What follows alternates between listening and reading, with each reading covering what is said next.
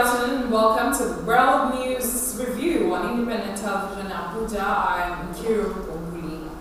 A suicide bomb has left more than 100 people dead and scores injured in Kabul, with the Taliban claiming responsibility, just as separatist group in Yemen seized government buildings in the city of Aden. Gabriel Kuma has this and other stories on the foreign scene. More than 100 people are now known to have been killed in a suicide bombing on Saturday in Kabul. Attackers drove an ambulance past a police checkpoint to get a crowded street in a district full of government buildings and embassies. Afghanistan's government has declared a day of mourning for Sunday as funerals take place and relatives search hospitals for survivors. The Taliban, a hardline Islamist group, said it was behind the attack. It was the deadliest attack in Afghanistan for months and took place a week after an attack on the Kabul hotel in which 22 people were killed. Interior Minister Wais Bamak said a number of people died in hospital overnight and the death toll now stood at 103, with 235 wounded. Most of the injured are men. Separatists in southern Yemen have seized government buildings in the city of Aden in fierce clashes with forces of President Abdurabu Mansur Hadi. Prime Minister Ahmed bin Daga has accused the separatists of mounting a coup. Aden serves as a temporary base of the Hadi government, with Houthi rebels controlling the capital Sana'a. The development further complicates an already dire situation in Yemen, where millions need aid. The separatists have been backing the government against the Houthis, but long-simmering tensions have flared in recent weeks, with the separatists accusing the government of corruption and discrimination. Fighting erupted on Sunday after government forces barred demonstrators from holding a protest. Roger Federer won his 6th Australian Open and 20th Grand Slam title with a 5-set victory over Marin Cilic. The Swiss lost 5 games in a row as he dropped the 4th set but recovered to win 6-2, 6-7, 6-3, 3-6, 6-1. Federer, 36, becomes only the 4th player after Margaret Court, Serena Williams and Steffi Graf to win 20 or more major single titles. The final was played under the Rod Laver Arena roof as the tournament's extreme heat policy was invoked. After a poor start, Cilic looked to have the momentum when he won 5 games in a row to force a 5th set.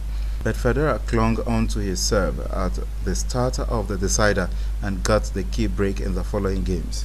The Swiss ties the record for men's Australian Open title at 6 with Novak Djokovic and Roy Emerson, and move 4 clear of Rafael Nadal in the all-time list for female Grand Slam champions on 20.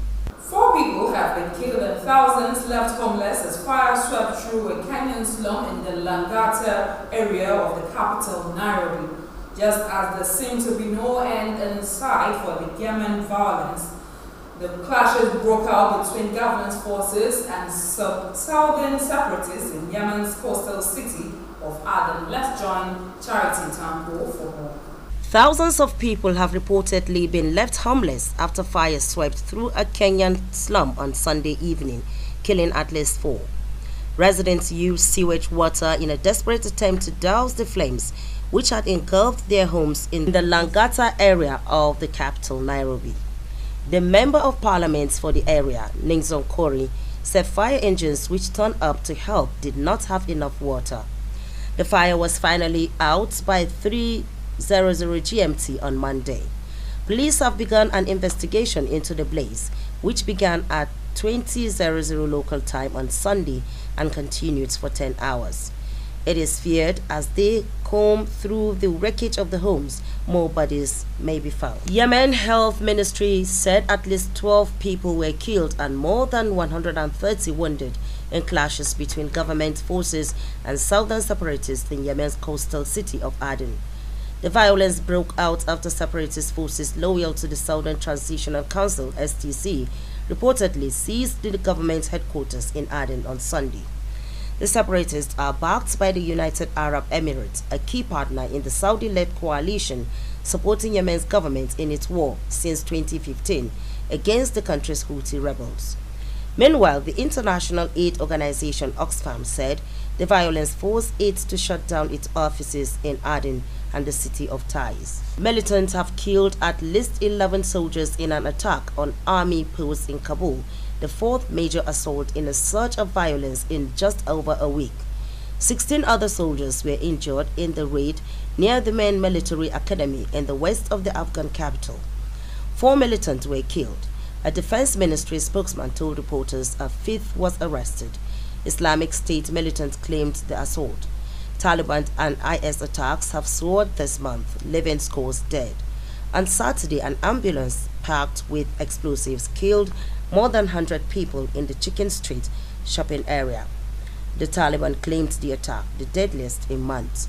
The kingdom's Attorney General said a sweeping anti-corruption drive in Saudi Arabia has generated an estimated $106.7 billion in settlement.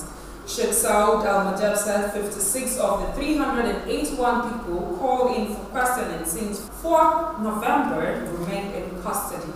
The others have been cleared or admitted guilt and handed over properties, cash, security, and other assets, he added.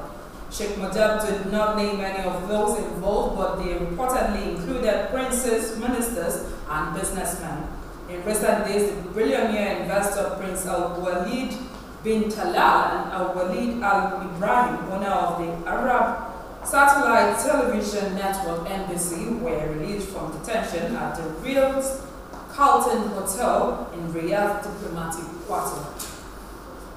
Russian President Vladimir Putin says a new list published by the U.S. as part of sanctions law has in fact targeted all Russian people. The list names 210 top Russians as part of a law aimed at punishing Moscow for meddling in the U.S. elections. However, the U.S. stressed those names were not subject to new sanctions. The law aimed to punish Russia for its alleged meddling in the 2016 U.S. elections and its actions in Ukraine. Congress wanted the list to name and shame those who had benefited from close association with President Putin and put them on notice that they could be targeted for sanctions or more sanctions in the future. Kenya's opposition leader Raila Odinga had been sworn in as opposition president in a direct challenge to President Uhuru Kenyatta's rule. Let's join Juliet and Yuma for this and more stories on the foreign scene. Kenya's opposition leader Raila Odinga has been sworn in as opposition president in a direct challenge to President Uhuru Kenyatta's rule. The symbolic event conducted with the Bible saw Odinga took oath of office in front of thousands of ecstatic supporters on Tuesday. Earlier, Kenya police fired tear gas to disperse thousands of opposition supporters gathering in central Nairobi to celebrate the planned swearing-in of opposition leader Raila Odinga. Odinga says he and not President Uhuru Kenyatta is the country's rightful leader. He lost an August 8 presidential election that was nullified by the Supreme Court and boycotted a repeat poll on October 25th, saying it will not be free and fair. Liberia's President George Weah has called for the removal of racist clause in the constitution which raises citizenship to black people. The clause was unnecessary, racist, and inappropriate, the ex-footballer star says in his first State of Nation since being elected president. He also pledged to scrap the law which prohibits foreigners owning land. Liberia was founded by freed U.S. slaves in 1847 as a refuge and a haven for freed men of color. Its constitution defines black people in the language of the time as persons who are Negroes or of Negro descent. Other communities, like the estimated 4,000 Lebanese people who have lived in Liberia for generations, are barred from citizenship and by. Argentina President Mauricio Macri has announced government job cuts aimed at reducing the deficit and attacking a patronage system in place for decades. Ministers will be forbidden from employing close family, and those currently in post will have to leave. 1 in 4 positions appointed by ministers will also be cut, and government employees will not receive pay rises this year. The government expects to save $77 million a year with the court. Mr. Macri, who has just returned from meeting with other world leaders at the World Economic Forum in Davos, Switzerland, said the government could not be excluded from his austerity drive. We'll take a quick break now. When we return, the World News Review continues. Please stay with us. Baby, I've been searching for my only one. Love is a verb. Show that special someone just how much they mean to you. Need some help? Aha! ITV Reignite the Flame Season 2 is your best bet. There will be games, comedy, music, and an ambience that says, "You mean the world to me." It is quality time guaranteed with loads of fun at Beehives Hotel, Saitek Villa, Gwarimpa, Abuja. Date, Wednesday 14 February 2018. Time, 5 p.m. prompt. Star performance by The Supreme International. For tickets and reservations, call 080-6622-6093 or 070-671-57865. ITV Valentine Dinner. Reignite the flames. Like the sun was made to shine, and the moon was made for night. Like the sky is blue, oh, yeah. Baby, I was made for you, I was made for you. Independent television is live 24 hours on GoTV, channel 107, Star Times, channel 130. And now you can watch from any part of the world on Roku TV, Smart TV, Amazon Fire TV, and Android TV for your favorite programs, news, current affairs, and lots more. You don't want to miss our objective and balanced reportage, entertainment, and sports. Now follow us via our social media channels on Twitter at ITV Radio NG. Subscribe to our YouTube channel, youtube.com/ITV Radio NG. Like our Facebook page, facebook.com/ITV Radio NG. Visit our website for more news stories and lots more. ITVRadioNigeria.com. Watch ITV via live streaming on the internet. ITVRadioNigeria.com/live and click on the TV stream option. Also remember to visit your mobile app store and download the ITV app so you can watch on the go. Independent television, certainly the best. Welcome back, and moving on, the bullish U.S. President Donald Trump has proclaimed a new American moment as he delivered his maiden State of the Union speech to Congress.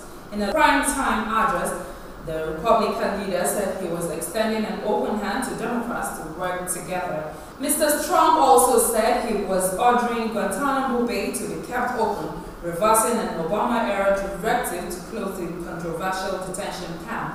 The American economy is booming, but Mr. Trump's approval rating languishes.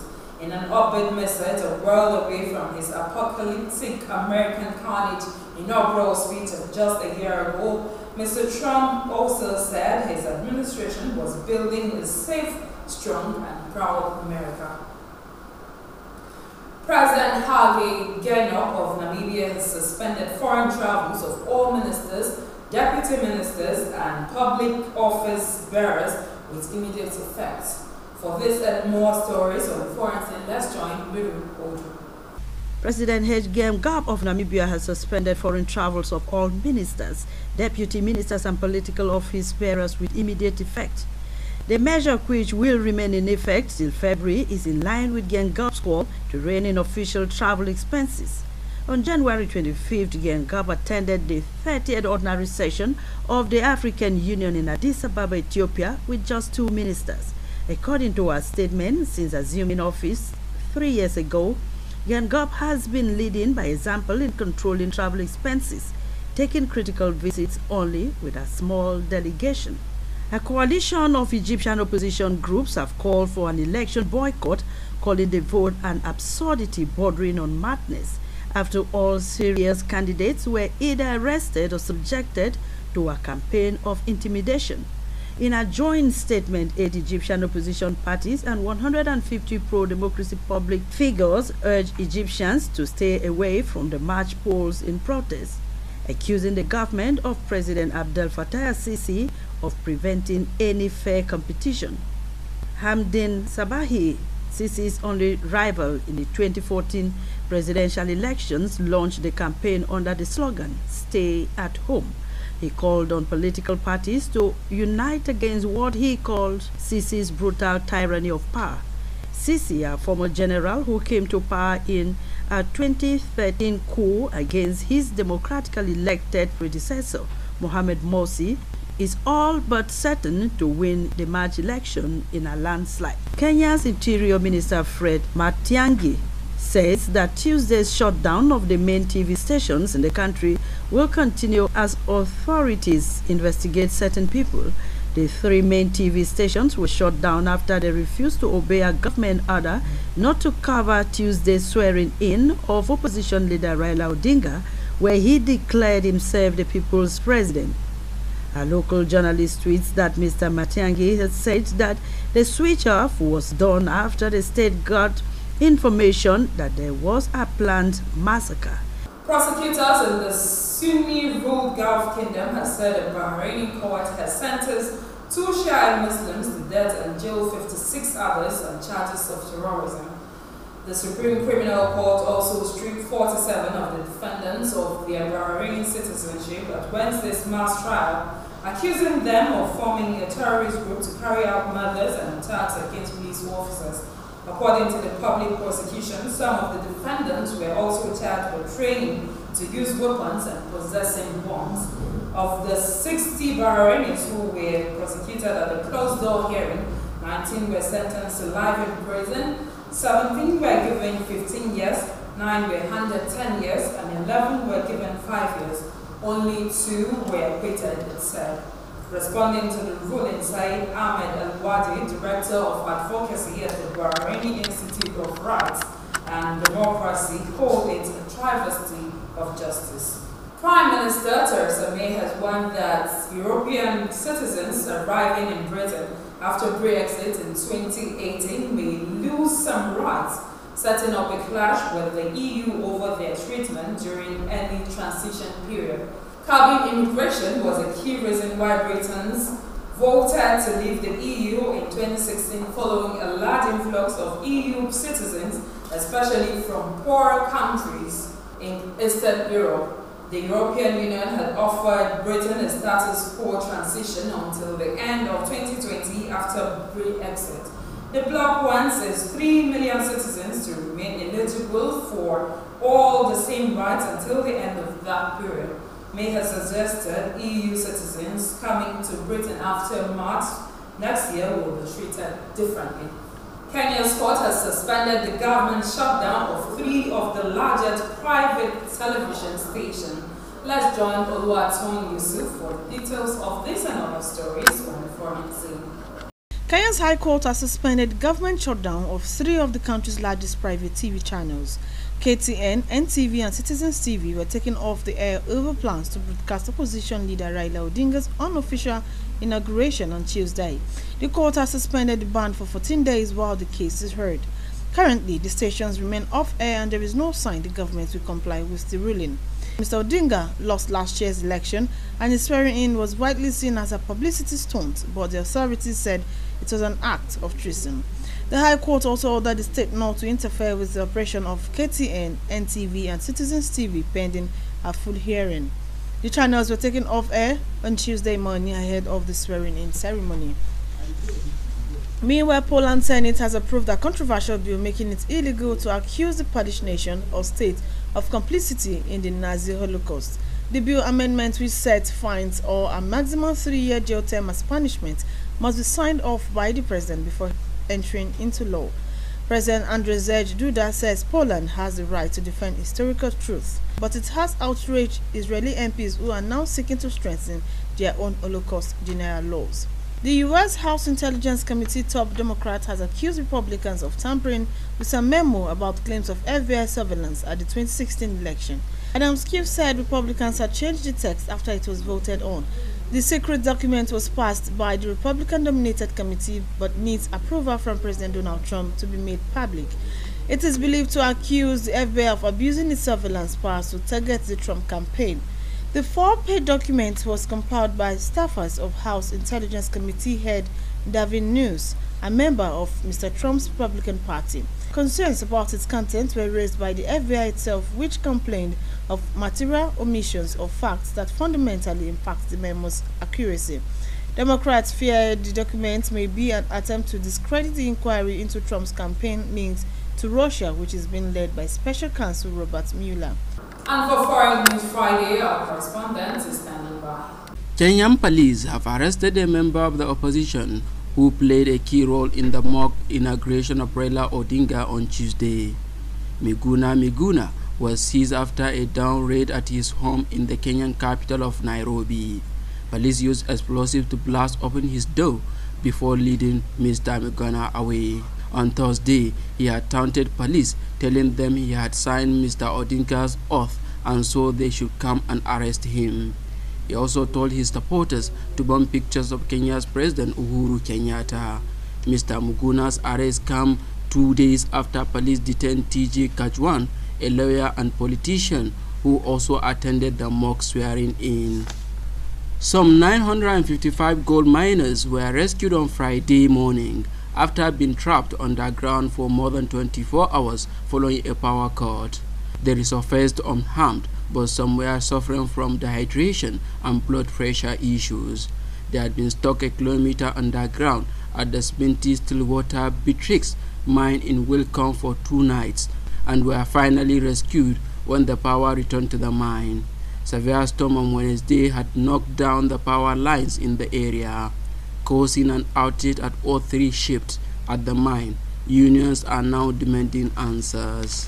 The UN's migration agency said 99 migrants are feared drowned after a boat capsized off the Libyan coast. 3 survivors said most of those who drowned were Pakistani nationals.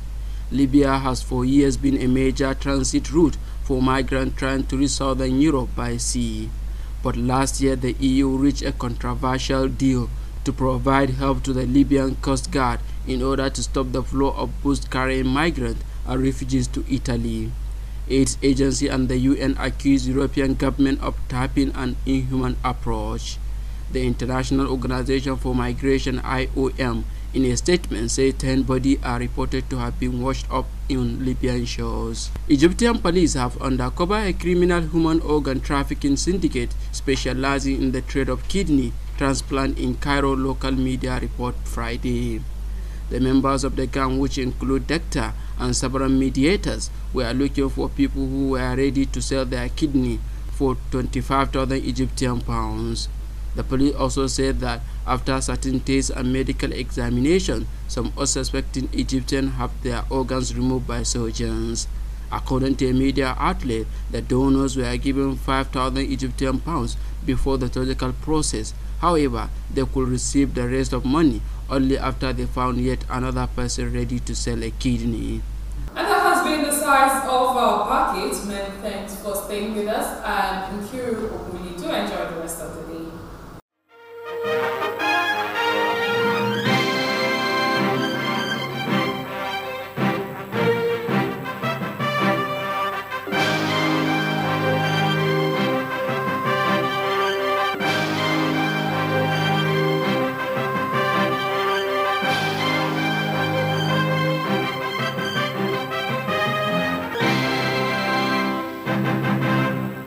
Independent television, certainly the best.